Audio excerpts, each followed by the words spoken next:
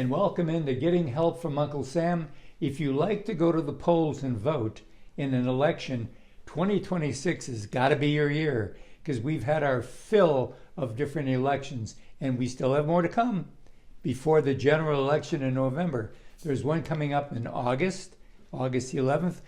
The guy that's in charge of the head election guy for the Montgomery County Probate Judge, J.C. Love. Judge Love, it's so nice to have you back. Oh, always a pleasure being on here with you. And you got to spend your whole year this year doing elections, haven't you? Well, I'll say that 2026 has definitely turned out to be, a lot of things happened that really were unexpected. We didn't really expect to have this many special elections, but nonetheless, we're turning the page and getting everything ready for August 11th. And that's going to be the election for our state Senate districts, districts 25 and 26, as well as congressional district number 2. And that's for you can become representatives on the national level. Well, yes. They'll wind up in Congress. Well, yes. Yeah.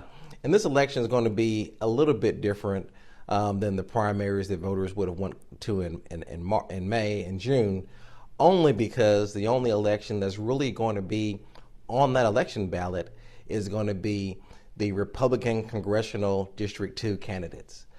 Because even though it's an open primary for candidates to run in districts 25 and 26, in district 26, Senator Hatcher is the only Democratic candidate, and I don't believe he has Republican opposition. In the same with Barfoot, he has Democratic opposition, but because there's no more than one candidate, there's no need for a primary. And in the Democratic side, with Congressional District number 2, only Congressman Figures is the only Democrat that qualified to run in that seat, so there's no primary, to deal with in this election. And we need to let our viewers know that it's important to go vote. Ah, yes. In the primary, just 30% statewide of the people voted. In the runoff, 10%. Oh, yes. I mean, it's very low. That's something that we really try to work to educate people really about the importance of voting, that every time you have an opportunity to vote, it's your opportunity to really elect those individuals who are going to make decisions over your life. Yes. So whether it be at the national level, whether it be at the county level, the state level, even at the local level, is your opportunity to really be able to have a say in how your community is being run. And basically, the reason I have you sitting here today is to get the word out, because I talk to people every day and I say, August the 11th, anything special about it? I don't know. No. And I say, well, you think there might be an election that day? I don't think so. I said, well, there is one. Oh, yes. You know who's running? No. No. You know how many are running? No.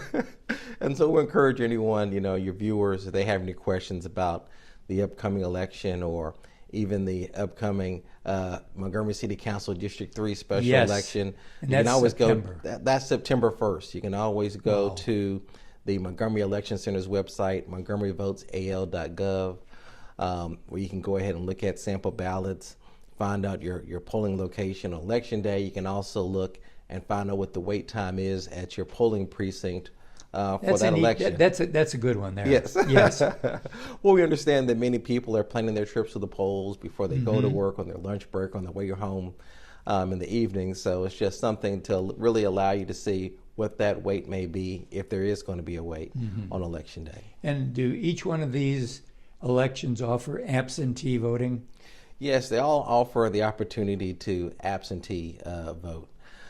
So if you have any questions regarding absentee voting, you can always call the Absentee Election Manager's Office, 334-832-1281. And that's up on the screen. Yes, and they're also located at the Montgomery County Courthouse, 251 South Lawrence Street, on the first floor. As soon as you go into the main county courthouse, right behind security, that's the Absentee Election Manager's Office. And of course, if you're going to vote absentee, you have to do it in person.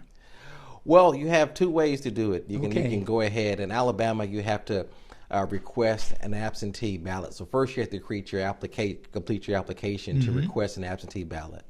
But you can do it in person, or you can do it by mail. Okay.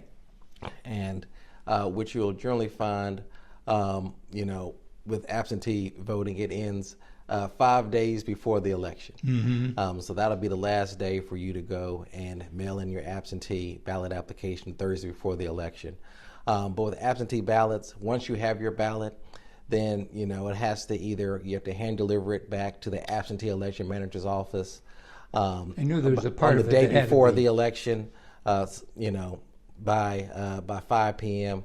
Or it has to be received in the mail by noon. So I always encourage people that if you have your absentee ballot, don't wait to the last minute. Don't wait to that Thursday or Friday or even that Saturday before the election to place it in the mail, because once you put it in the mail, there's no guarantee when it's going to be delivered, and so you have no saying whether it'll be delivered on election day at 8 a.m. or at 2:30. And so if you've gone through the effort to request an absentee ballot, you want to make sure that your vote is one that's going to be counted. Special election for the city council seat. Yes. You say at this point how many people have qualified? Well, qualifying ended on July 14th, so 18 individuals have qualified to run in that election. My goodness. They'll actually, you can have a runoff in that one, right? Yes, if there's a runoff, then that will be on October 13th. Okay. And so, but we anticipated with that number of candidates that are running, just really being really stunned by the amount of interest to run that. The other part about it, whoever takes this seat will fill out the remainder of former City Councilwoman Marsha Johnson's term, and then they will run for a full term, next year. In 2027. Yes. Absolutely. Okay, and remember the one on August the 11th, whoever gets the top is in. There's no runoff in this primary, this election. So whoever wins, gets the most votes, they're going to be that party's nominee for November. Thank you for what you do, and remember this: do your due diligence, find out about the candidates. Don't just vote for a pretty face. Check and see what the ingredients are in that person, and then vote. We'll be right back right after this.